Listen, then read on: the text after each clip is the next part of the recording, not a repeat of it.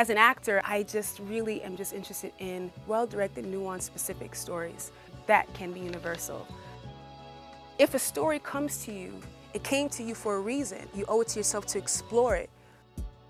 If you have those ideas, if that idea scares you, then that's the thing that the world needs to see. Any success that I have as an actor, as an artist, will have to be as me, as myself, as who I am. If not, I'm not interested. I don't want it.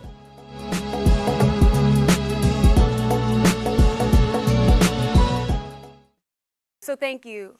My name is Adepera Odiye, and the labels that people have associated with me are actor, and now director, writer, filmmaker. But I like to call myself a radical creative. That seems a little bit more encompassing. It's kind of hard to pin down one thing. And I'm just so happy to be here, and thank you guys for coming. I really do appreciate it. Thank you for Brick for having me.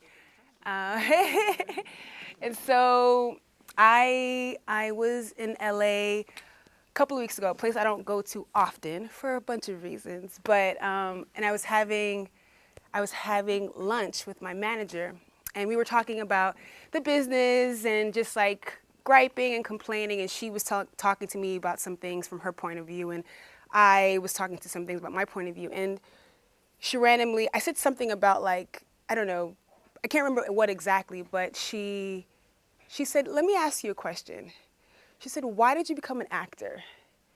And it's a question that I've asked myself a number of times in the past 5 years because of doubt and all kinds of other things. But it was the first time somebody had asked me that outside of my own self. And because usually the question is, how did you become an actor? But she was like, why did you become an actor? And I was like, okay. And I told her the answer, and I will share the answer with you. But first, I would like to show a clip, and then the clip will kind of help me explain my answer a little bit further.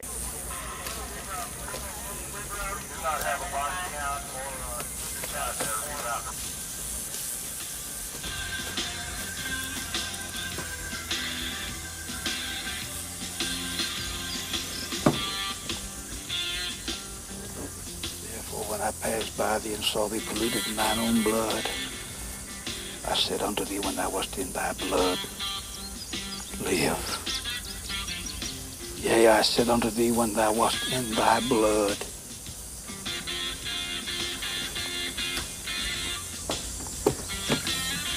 live. Live. Now, son, can you hear me? You don't have to say anything. Just know I'm here to help you. I'm a minister of the Lord. I want you to know the Lord loves you here today, and I love you. Now, if you can't answer, just nod. If you can't nod, just, think it. Answer me in your mind and in your heart. If the Lord were to call you right now, would you be ready? You accept the Lord Jesus Christ as your personal Savior. Are you ready for him? Are you ready to follow and accept him at this very instant? Now, if you open your heart and let him come in, he will stand with you whether you go home or whether you stay here with us. And if it isn't your time, he'll stand by you, brother. Both you and your wife, he'll deliver you through this entire ordeal. Now, listen to me now. There are angels, even in this automobile at this precise moment. He has sent his angels here to watch over you. Now, do you accept him here today? Yeah. Thank you, Hey, Jesus. mister. Thank you, Jesus. You have to get out of there. You can't be in there. You hear me? Yeah. Let's go. Now, when that ambulance gets you on your way, you're going to fly down the highway. Lord's going to have a whole flock of his angels lead you on that highway. Come on, get out. You hear me? He's going to go all the way with you. You've taken the Lord today, he's going to go all the way with you because you both are his champions here today. Praise God. Thank you. Thank you, sir. Don't have to thank me, son. Thank our Lord and Savior, Jesus Christ. You're in his hands now. Bless you both. Bless you both. Whenever two or more gathered in my name, there will I be also. Mister? Glory. I'm sorry about this, but you got to go back to your car. You can't be out here. You're not allowed here. I understand that. Yeah. Okay. So this is a clip from my favorite film. There's a lot of films that have impacted me, but when somebody asks me what's my favorite film, I say The Apostle. And the reason why it's my favorite film is, so when I was starting out my journey as an actor, I graduated from college, I was pre-med, I wasn't going to go to med school, and I was home just trying to figure out my life, and I knew I wanted to become an actor, but this thing, acting, was calling me, but I didn't know why it was calling me. And I was home, I was watching TV, and this film was on, and I was immediately drawn into the film. Like, I feel like it was the first time I watched a film as opposed to a movie, and I was completely drawn in. I forgot I was watching a film. Like, I thought the characters were real people. I remember at the end of the film, I was crying. And when I watched that film, it was the film that I saw, and I was like, that's exactly what I want to do as an actor. I think somewhere subconsciously was in there, but that was the first moment consciously where I knew, okay, this is the reason why I'm doing this crazy ass thing, and that I want to do work where it's a specific story. It just feels real, and I want to portray characters, who are real, and I want to be part of stories that are authentic and true. And I watched this pretty early on in my career, and I think following my gut, once that seed was planted, it was just following my gut, and finding my way until I'm here sitting with you guys. And I think The Apostle was also the beginning of me realizing the power of film, the power of storytelling in film. And there I was at home in Brooklyn, this Nigerian girl from a Muslim family, watching this story about this Christian man who's on a path of redemption in Texas and Louisiana. And I don't know, I'd never been to Texas. At that point, I'd never been to Louisiana. But here I was, completely drawn into the story. I was completely taken into this whole other world. And to me, that's the power of film. And that I saw a film years later, and that film found me in Brooklyn. And I think what's so powerful about film is that it's a wide-reaching medium. Meaning I've seen films way after the fact that have impacted me, that have touched me, that have just like blown my mind. And you can take film anywhere. Theater, I love theater, and that's a whole nother bag of things, but film is what really got me going, and really what the power of storytelling. I really saw that firsthand. And I was really, along my journey, I was really fortunate to just find work and then work with incredible people that just kind of like, it was just all about like this, like opening to seeing what's possible, and working with amazing directors and writers and actors and teachers and cinematographers. And it was just like, I felt like the vision it was like a fine tuning of a vision that was kind of planted deep down before, then this kind of like made it kind of really conscious, and then it was just, since then, it was like a fine tuning. And one thing that really highlighted the power of film for me is when I was at Sundance with Pariah. Pariah, the feature, was the opening night film, and there I was standing on stage. People were applauding. Pariah is a film about a young girl coming of age. No white people in the film. It's all black actors. There was an audience of mostly white people. And all the conversations that I was having that weekend, that night, were people coming up and relating to the story, relating to the characters. And at that moment, I thought, oh my God, like, here it is, like, how you can have a film that is so specific,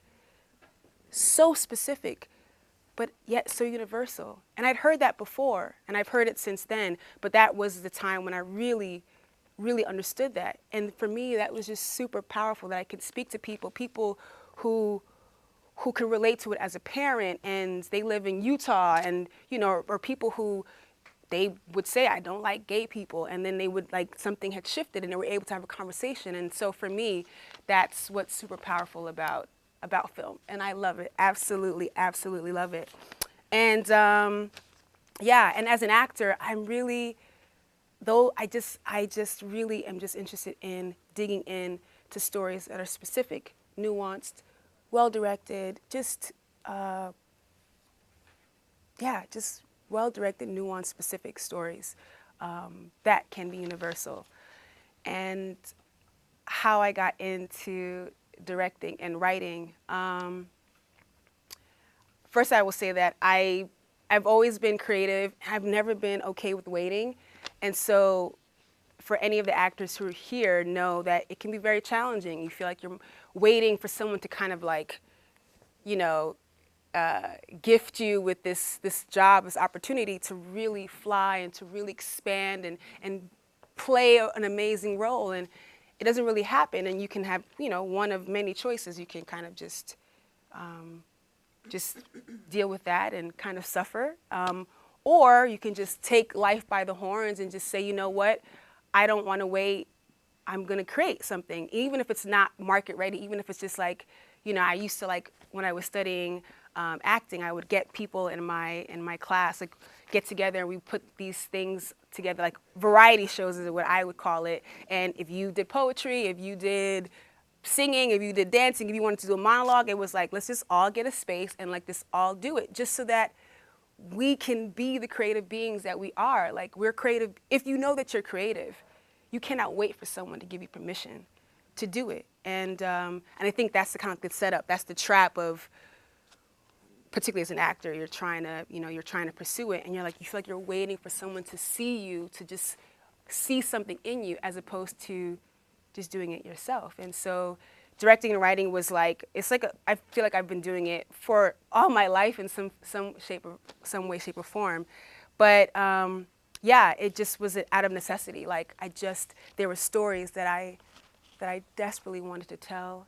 There were stories that came to me, and it was scary at first. It was hard for me to kind of claim that, because I was like, oh, well, I'm not a writer. I write, but I'm not a writer.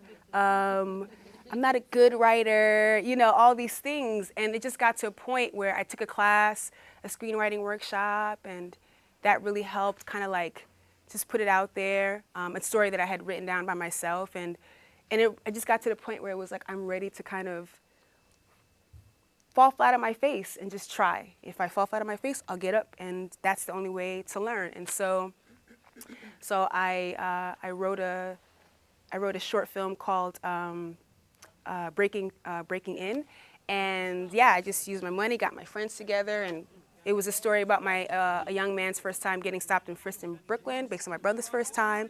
Shot it on my block, shot it with my friends, and it was really freeing. And again, it was something that needed to come out of me, and that's what I wanted to do. Is that what did I do? Well, answer the freaking question, Cole. You should just do as you're told. He's just a kid. Let's go. Wrong block. Oh, wrong block. Sorry. Oh, here's your box. Here's your box. Good catch, Dick. Ryan. The way things are set up now, there's so many platforms where you can just put your work out there. You can, I really believe in the adage, if you build it, they will come. You know what I mean? Like if a story comes to you, you owe it to yourself. It came to you for a reason. If it comes to you, you owe it to yourself to explore it.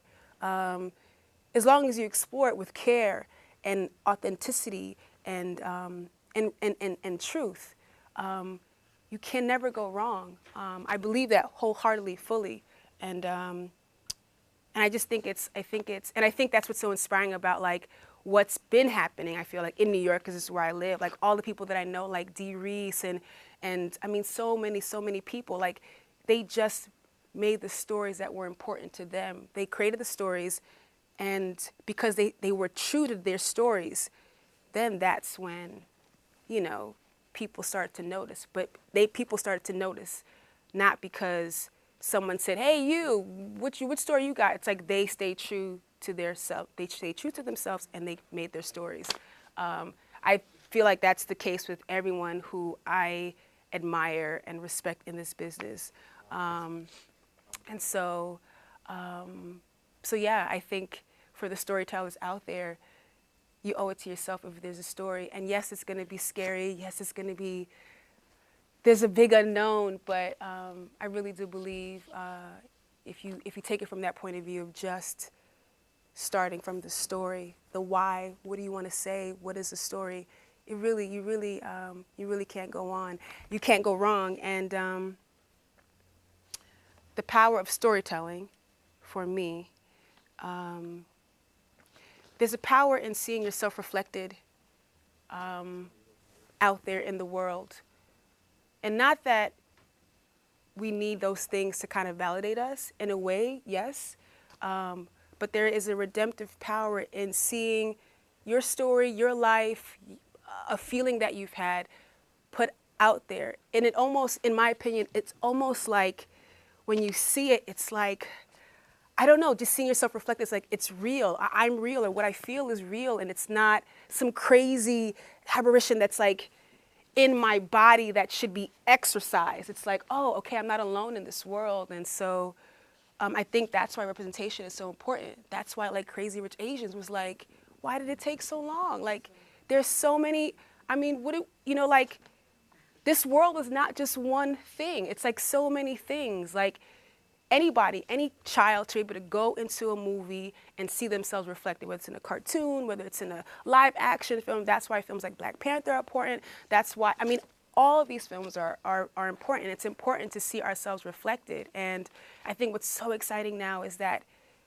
that's happening more and more and more and more and more, because people are making it. People are speaking up. People are saying, this is the stories that are important to me. And people are saying, yep, those are the stories that are important to us. And they're showing up and they're buying tickets, and, it's all about money. And so people are like, oh, okay. People are, and that's what, and at the end of the day, for me, what makes me so passionate about storytelling is that when I first became an actor, I really doubted whether or not there was a place for me, because there wasn't anyone who looked like me doing the kind of work that I wanted to do.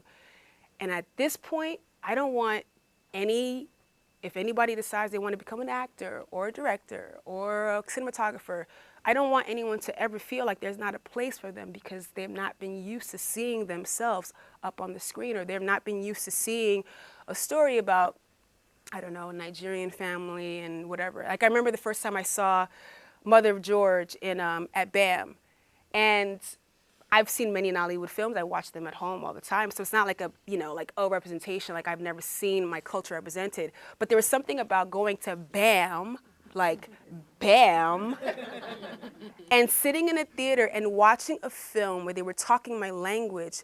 And I knew, and I was like, I didn't even have to look at the subtitles. I knew exactly what they were saying. And being surrounded by a bunch of other Nigerians and other people who support Nigerians, like, there was something so thrilling and exciting. And I was a grown-ass woman. I wasn't a child, but it was so exciting. And that I could have that feeling. Imagine what that feeling could be for, like, a young child or a teenager or whatever. And that's really all across the board, like, whatever the kinds of stories are. And for me, and this leads me to me creating my film, To Be Free. It's a short film that I created, shot with Bradford Young, and it's about Nina Simone. And it's really, it's a labor of love. And why Nina Simone is so important to me is because when I was first starting as an actor, I told you I was really having doubts about, there's nobody out there that looks like me. My teacher recommended her, Nina Simone, to work on for some exercises. I didn't really know who Nina Simone was. I'd heard her name, but I had never seen her face. And I remember I went to the bookstore, I found this book, autobiography, and I was reading it, and I opened it up, and I couldn't believe that the woman who looked like me existed out in the world, and she was an artist. And it had such a deep impact on me in ways that I can't even describe. So anyway, this film, To Be Free, years and years later, that I made now, is from that. And the only reason why I'm here, I really feel like, is because I read that book, and there was something about seeing her, knowing that she existed, was like, okay, Adepero, you too can exist, and you too can go on forth and tell stories. At the end of the day, if you feel like you are a storyteller, the only thing that I can say is just claim it, claim it, claim it. Don't wait for somebody. You don't need to wait for anybody. There's so many resources, and like Brick, places where you can learn skills. to tell the stories that are important. We need them. We need them from all points of views, from all walks of life. If you have those ideas, and you know the ideas that I'm talking about, because you're like, you think of that idea, you're like, oh God, no, not that idea, you know, that scares you. If that idea scares you, then that's the thing that the world needs to see. You owe it to yourself to just explore. It doesn't have to be anything crazy or big or, you know, but you owe it to yourself. And again, the world needs it. So I just really encourage you. And it's kind of weird for me to sit up here because I feel like I'm still on my journey and trying to figure it out. And I still have my doubts and I'm still kind of like, you know, or feel intense fear and, you know, constantly trying to, you know, push myself. And, but I do believe that it's needed. And sometimes it feels so frivolous, in my opinion, like, there's so many things out in the world. Like, what is, you know, what is a film or what is me trying to share the story? Why is it important? But it is important because it's about people. It's about stories. Just create, create, create. Don't wait, please. We need you. We need you. We need you. And know that and you don't have to do it alone. You know, tap into your community. There are many, many people, I'm sure we're very close to you, who want to help you. And like I said, there are places like Brick, but you can't do it alone, and you shouldn't have to do it alone. And I think the fun part of it all is that you don't have to do it alone. So yeah, just create, create, create, create. Yeah, you need them. And so I thank you so much.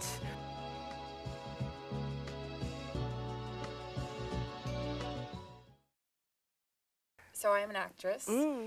Same kind of situation. Oh, I write, but I'm not a writer. And I'd like to produce a podcast as well. And my brain is just like going 5 million miles per hour with all these ideas and all these concepts. So on top of the fact that social media is a big thing and marketing yourself as an actor, as a performer, whatnot. So in your experiences, how have you balanced all of these moving parts? What have you prioritized before to kind of make it more streamlined? And what was your journey and what did you learn from your pitfalls? I prioritize what would allow me to express my voice. Because sometimes as an actor, in my journey, sometimes it can feel not as empowering. And then I have to remind myself that I'm inherently in power, as we all are. We all have power inherently, and we just have to exercise it, claim it, and exercise it. And so when I was feeling kind of like, because of the business and industry, then I was like, well, what brings me joy? What is the thing that brings me joy? And sometimes the answer would be, well, go buy a donut and eat the donut, and then watch Judge Judy, and then once I've done that, then I'm like, you know what? I have some stories, or I want to go see a play. So I think it's like reminding yourself about what brings you joy, or reminding yourself about why you do this in the first place. Why did you become an actor? What is it about it that makes you go through all of this stuff?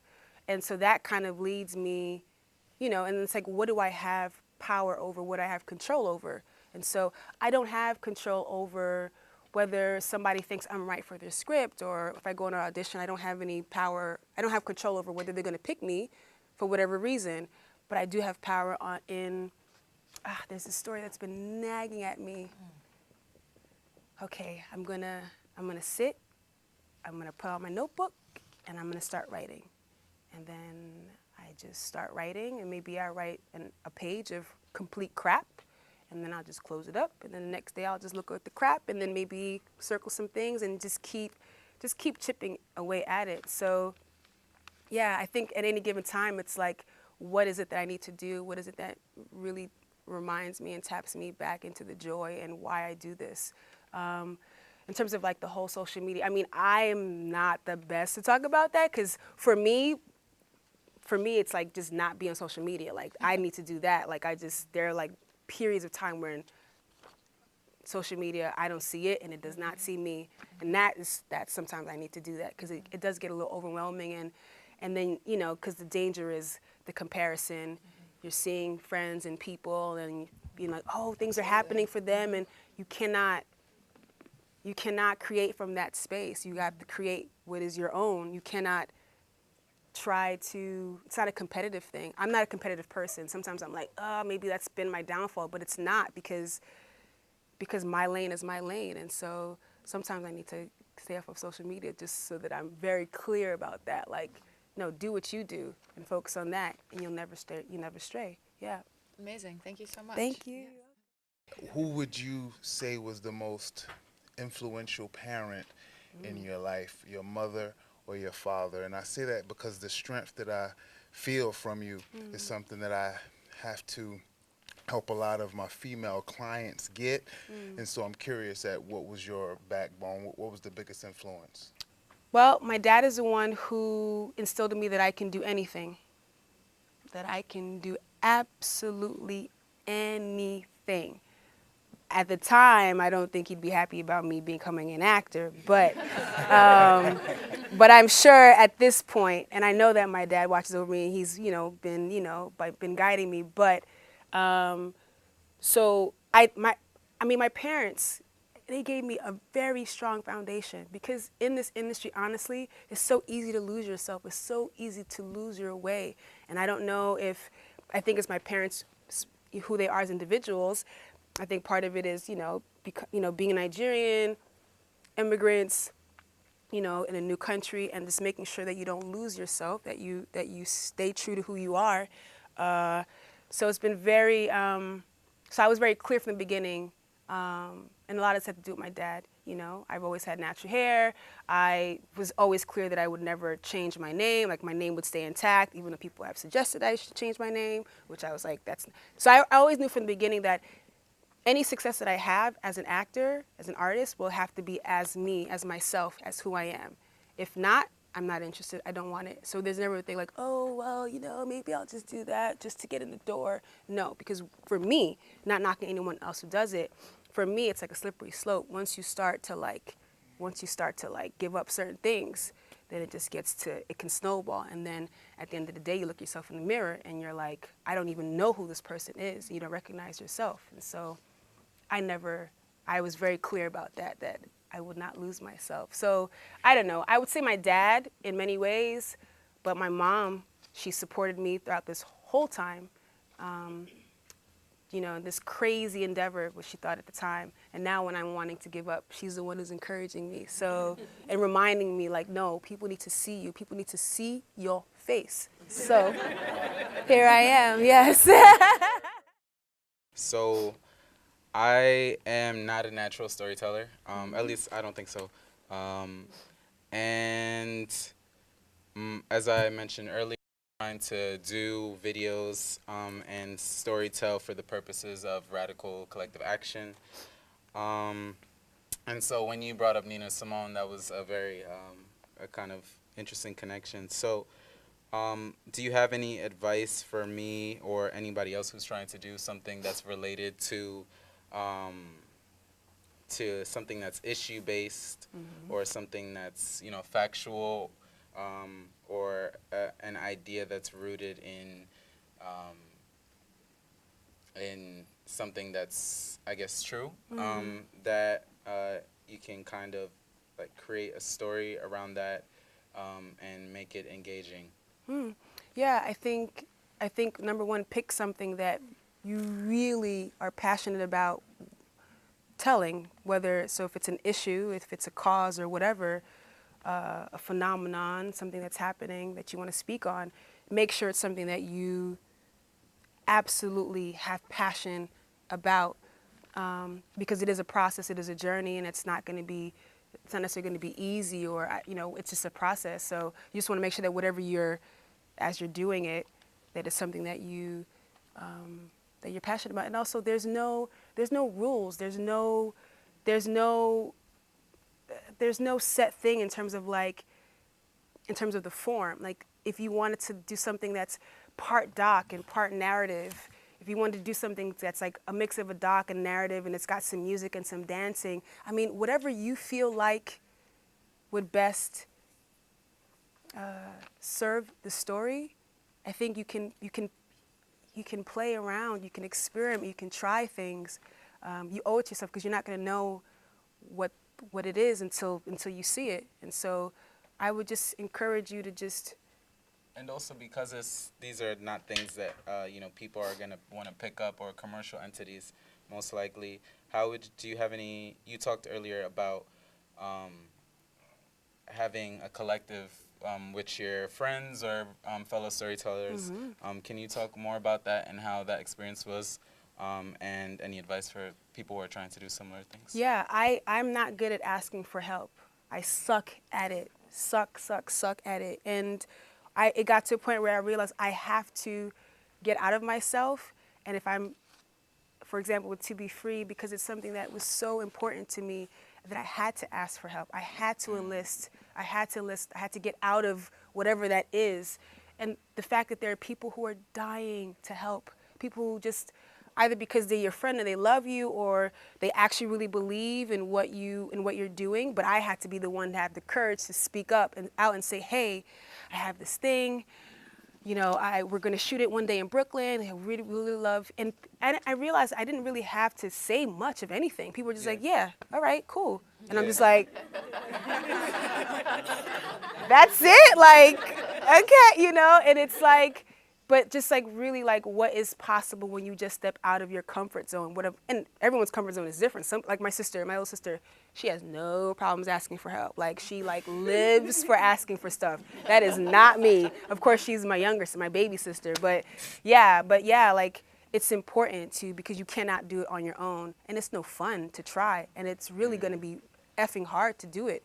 And my experience with To Be Free was life-changing because I realized that I could create female-led production, high vibrating, everybody respected. There's none of that hierarchical bullcrap, and everybody's coming in to collaborate and create, and that it's possible to do that. And once I felt that, I was like, oh, okay, I'm not waiting around for some audition or whatever. I'm like, I want to keep doing that, and that solely was just from people like my friends, and then their friends, and like, I mean, it was that day changed my life because it was just amazing and beautiful, and I was so humbled and just so thankful for everyone who came, but it all started with me.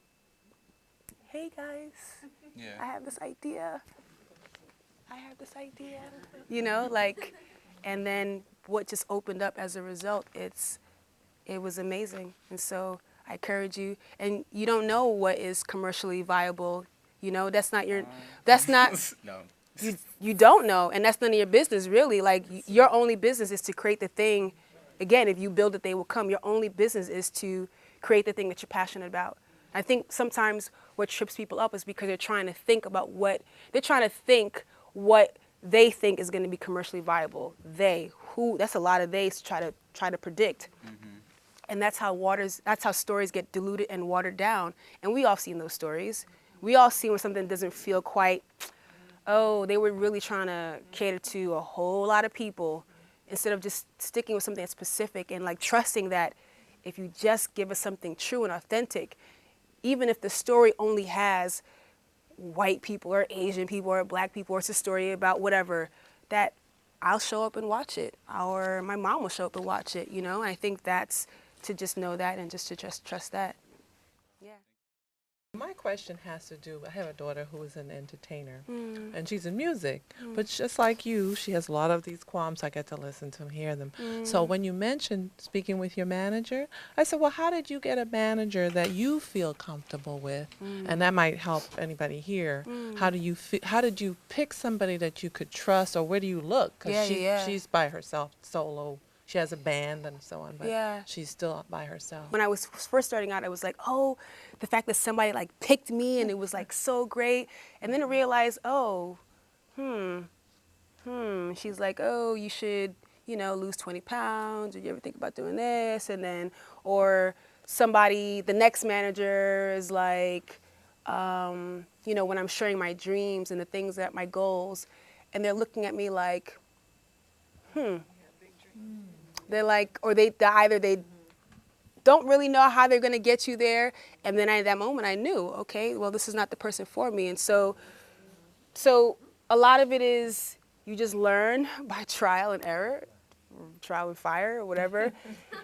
But then you have to be able to, you have to know yourself enough to know when it's not right, when it doesn't feel good, to leave. And a lot of people stay in situations because they're scared of not having a manager. For me, I'd rather have no agent or no manager than a bad agent and a bad manager. But it's not an easy thing. And I understand why actors, particularly actors, don't do that, because it's scary. It's like you'd rather have that manager or agent, giving you, sending you out on a couple auditions and being out there on your own. But for me, when I realized, no, again, it's that thing about like we are empowered. If you know that you are empowered, then you speak up.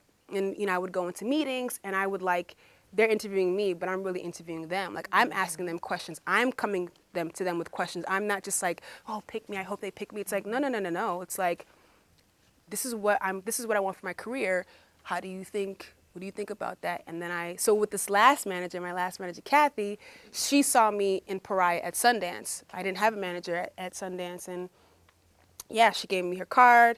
And then I sat on it because at that point I had gone through many managers, many agents, and I was just like, I don't know how I'm gonna trust. And again, your gut always knows, if you trust yourself to ask the right questions, to ask the most important questions, when somebody's giving you BS, when somebody is giving you something, okay, when somebody sees you, and and she saw my work. So at that time, I wouldn't meet with anyone who'd not seen my work, because I'm like, if you haven't seen my work, then there's nothing to talk about, because you don't know what I can do. You don't even know if you can offer anything for that, if you can help me with that. And so, I think the most important thing is to focus on the work. And if you focus on the work and you focus on building and creating, again, if you build it, they will come. I believe that. And so I really do believe that, even if it's not like some big movie that's out there, you will come into contact with that person who's supposed to help you if you just focus on the work. If you focus, because that's the thing that you can't control. You can't control if you can have 5 million meetings with managers and agents, and nothing might happen. They might not pick you, and some people might just go into a funk and just be like, oh, and give up. No. That's when you really double down hard and you say, you know what? What I can control my music. I can control, what we do in practice with the band. I can control writing or going out to see movies or being inspired and all that stuff. And so I do believe that she should just focus on the work and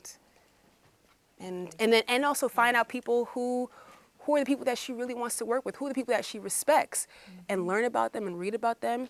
Hit them up, cold call them maybe, but really just do a targeted thing, not just like everybody, because you don't want to work with just anybody if you really respect yourself and respect your art and respect what you bring to the table.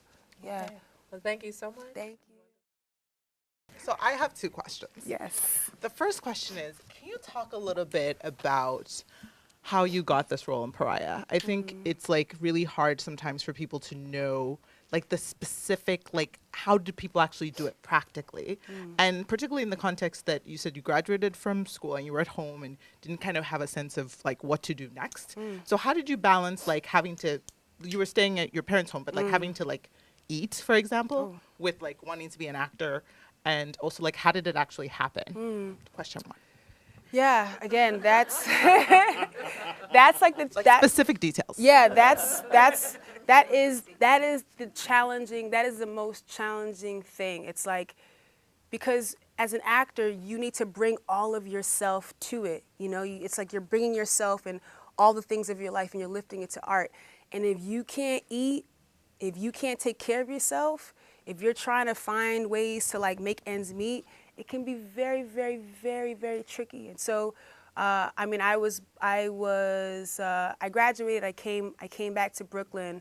My dad had passed away. My mom was going back and forth to Nigeria. I was taking care of my brothers. So I was basically head of household. And at the same time, I knew that I didn't want a 9 to 5. I didn't want an office job. I didn't want to, I didn't want something steady because I wanted my time free so I could have auditions. But that meant I was doing all kinds of jobs. So I didn't allow the fact that I had an Ivy League education, a degree, I was I need to do whatever. I wasn't oh, well, I have a degree from Cornell, I can only do. No, I had to do whatever I had to do. And so I worked for the census. I gave out flyers in the street in the rain. I worked at Old Navy doing visual merchandising. I worked at Summer Stage and concessions for like 9 summers. Like that was like my thing. I did so many different, I did like toy demonstrations, promotional work, stock photography. Like it was just like, my last non-acting job was I was doing catering.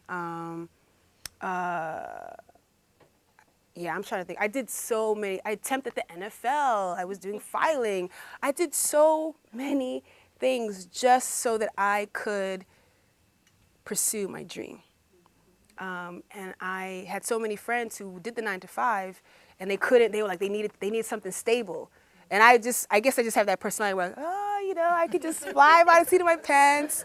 And my siblings are not like that. They're just like, I don't know how you did it. I don't know how you do it, you know.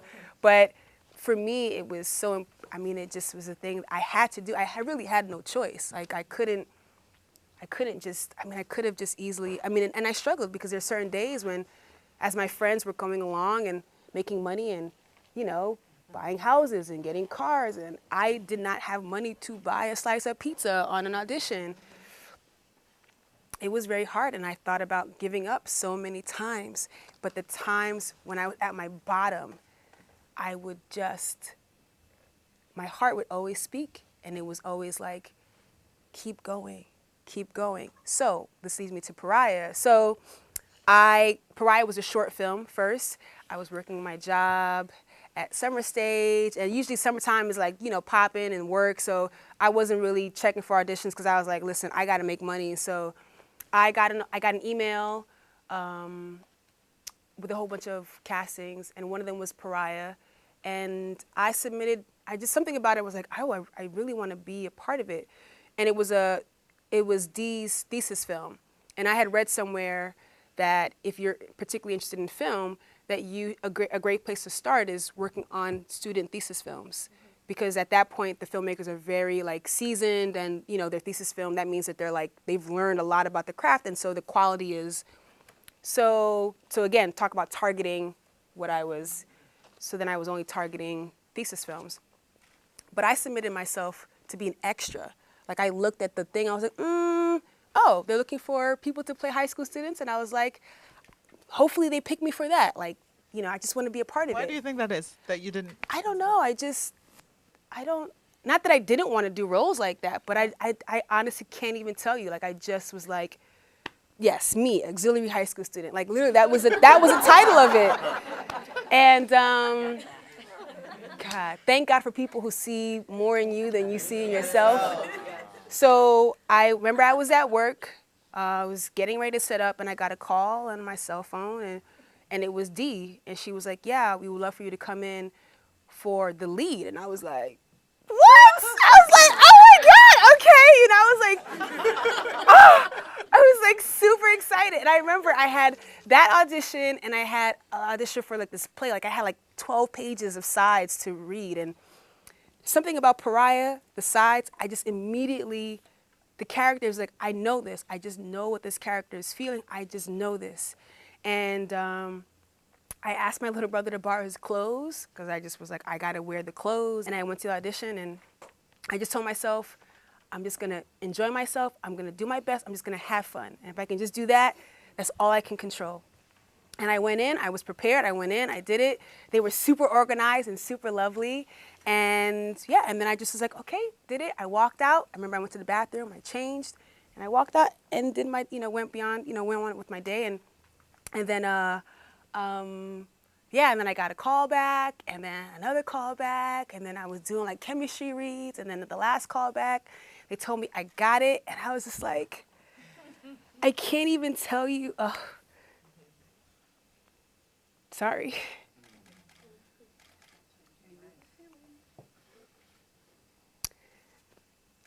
It was like the thing that I've always wanted was just an opportunity to have a role that I could just put all of myself in and just sink my teeth into.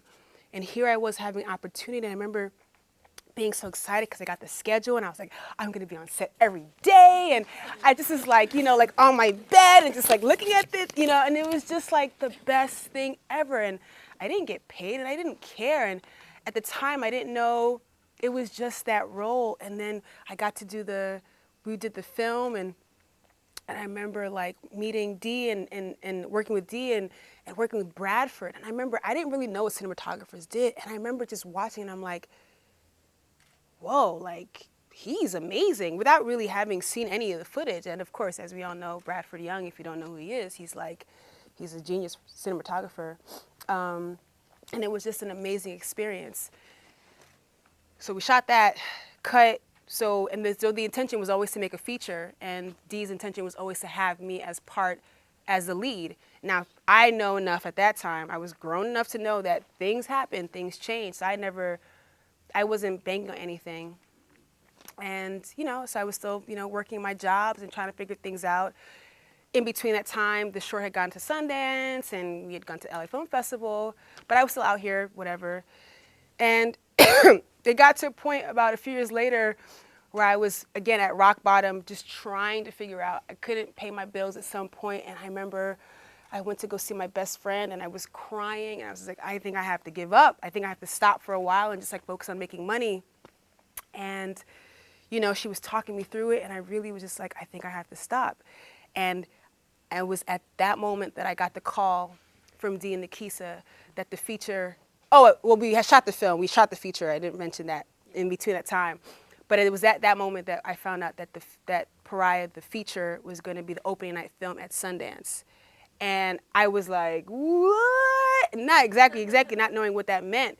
But again, it was just like another sign from the universe. Like, you thought you were going to give up. Boom. You can't give up, obviously, you know. And yeah, I mean, that role and that project changed my life, not only because of things that came, but because when I did that film, it again was another seed. It was like, this is the kind of work that I want to do.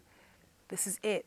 And I remember the first time I went to a screening of the short film, and afterwards, it was at NYU, and afterwards there was we were coming out of the Q&A and running into people, and there was a man who was like an older white gentleman. He didn't have any words for me. He just touched his heart. He didn't know what to say. And I was like, if I could do work, be a part of work that does that to people, I will have lived a happy, amazing life. That's everything. Oh, and so the question, I went back to my manager saying, why did you become an actor?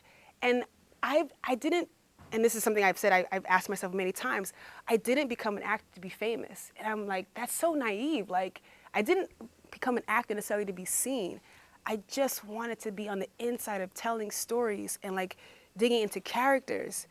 And I've had to remind myself of that because sometimes I feel like it's easy to lose sight of that when people are trying to pressure you to do this, or it's like, being seen for what? Like, what is the purpose? You know what I mean? Like, I don't want it to just be for just surface reasons. And so, yeah, so I've been very fortunate to come across roles and characters and projects that just have deeply, deeply, deeply let me know what the why is. And it is the thing that I touch upon, and is why I direct and write what I do, and I hope to continue to do. Yeah, I don't know if that answers your question. Yeah. I'm a little nervous. I don't know why. Don't be nervous. Put it out there. Don't hold my hand. Don't be nervous. Thank you. So you did say that you were Nigerian. Yes. And my family's, I'm first generation Haitian American. Yes, I So, see. yes. Yes. So a lot of times, culturally, it's difficult for family members to really understand what I want to do in entertainment. Yeah. I want to write, I want to produce. And sometimes they can not, I think they think they're being supportive, but they're kind of almost discouraging me from going for it. And I try to tell myself, you know, they don't have your vision and stay focused. But is there any advice you have to keep yourself motivated and to also be able to communicate to your family what your dreams are without being defensive or disrespectful, because you know, if you disagree with someone of who's course. older than you, you're disrespectful. Yeah. So what's your advice for that? So I think the thing to understand is that people, they want the best for you. And whatever they're saying and they're doing it out of love. They might not understand, they might not know, but like, they just want the best for you. They might not know exactly because, for example, my mom, she had no idea what the hell, when I say I'm not going to med school, but I'm going to become an actor, she was like, she almost fell out. What? She didn't know. I don't know what is auditioning. She didn't know the terms. I'm throwing. Like it was like, she literally thought I went crazy. You know, like she was just like, oh my God, why can't you just? Oh my God, my poor mom. I love her so much, but I can't even imagine for someone like her, because you know, talk about immigrants. My parents, they want things to be easy. They suffered. They went through a lot of things. They want things to be easy. They don't want you to just come into something that's going to be hard. The first thing that my mom said to me when I said I wanted to become an actor, she said, "But you're black." And at the time, I was like, "Thanks, Mom. I know I am black, you know." But years later, I understood, and she remembers, and she'll not deny it today. She's like, "Yeah, I said that," like, because what she was trying to say was that it's going to be hard. From her point of view, she was like, what do you, no, that's not what this was supposed to be about. And so I understood that she said that because she didn't want me to suffer, and she wanted the best for me. So I say a lot to say is that try to see it from a different perspective, and try to hear what they are saying to you through the filters. Like, okay, they don't understand, they don't get it. As long as you get it, that's the only thing that matters.